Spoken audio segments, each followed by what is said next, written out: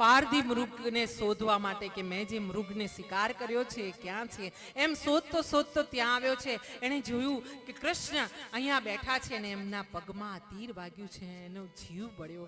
એણે પ્રભુના ચરણોમાં પડીને માફી માંગી કે પ્રભુ મારાથી બહુ અધમ કૃત્ય થઈ ગયું. પ્રભુએ કીધું ના ના, તારો કોઈ વાંક નથી ભાઈ, આ તો વિધિનું વિધાન છે. પ્રભુને વાલીની પત્નીએ પણ શ્રાપ આપ્યો હતો કે જે રીતે તમે છુપાઈને મારા પત્નીને, મારા પતિને તીર માર્યું છે ને રામજી, હા તમે કૃષ્ણ જન્મ લેશો ને એ જ રીતે તમને પણ એક તીર વાગશે. હા, સ્વયં જગતના નાથને જો જરાક ભૂલ થઈ હોય તો તકલીફ એના કર્મ પોતે કર્મનું ફળ ભોગવી લે છે વગર કીધે. તો આપણે તમે ને હું કયા ખેતરના ગાજર, કયા ખેતરની મૂડી, અને તોય પાછા આપણે શું કહીએ, ખબર નહીં હારું હું કર્યું તું, મેં તો કશું કર્યું એવું નથી, અને છતાં હારું તકલીફો પર તકલીફો જ આવ્યા કરે છે. અરે ભાઈ, તે ના કર્યું હોય ને તો તને ભગવાન ના જ આપે. તે સારું કર્યું હોય તો ભગવાન તને સારું જ આપે. હા, કર્મનો આ એક નિયમ છે. કર્મ છે ને એ પેલા ગુંદા આવે છે બેનો, ગુંદાનું અથાણું બનાવે છે, ખબર ને? તમે જોયા છે ને ગુંદા લીલા? એ ગુંદાના ઠળિયા છે કર્મ.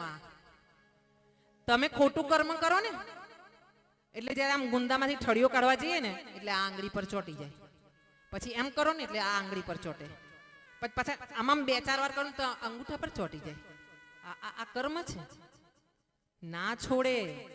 ભગવાન માફ કરે, માં માફ કરે, આદ્ય શક્તિ અંબા માફ કરે, આપણા મા બાપ માફ કરે, કોઈ સંત ગુરુ, કોઈ એવા સમજદાર વ્યક્તિ હોય તો તમારી મોટી મોટી ભૂલોને માફ કરે, પણ કર્મ ના માફ કરે. ત્યાં તો તોલાઈ જ જાય, ત્યાં કોમ્પ્યુટરની જરૂર નહીં, ત્યાં વકીલને સાક્ષીઓની જરૂર ના પડે.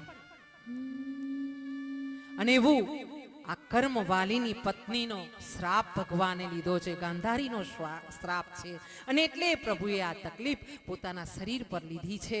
અને એવા સમયે ઉદ્ધવજી ત્યાં આવ્યા છે. ઉદ્ધવજીએ પ્રભુને કીધું છે કે પ્રભુ તમે સ્વધામ જશો તો આ કળિયુગ આવી રહ્યો છે, પાછળ દોડતો હળાહળ કળિયુગ, આ ભયંકર કળિયુગમાં તમારા બાળકોનું શું થશે? અમે જે ધર્મ પ્રેમી છીએ, જે તમને માનનારા છે પ્રભુ, એ ધર્મ પ્રેમી ભગતોનું શું થશે પ્રભુ? એમની રક્ષા કોણ કરશે? એમને રસ્તો કોણ બતાવશે ધર્મનો? પ્રભુએ મંદ મંદ હાસ્ય કર્યું છે. આ બાજુ જે યાદવો મરી ગયા હતા એના પછી બલરામજી ભગવાનની પાસે આવ્યા હતા.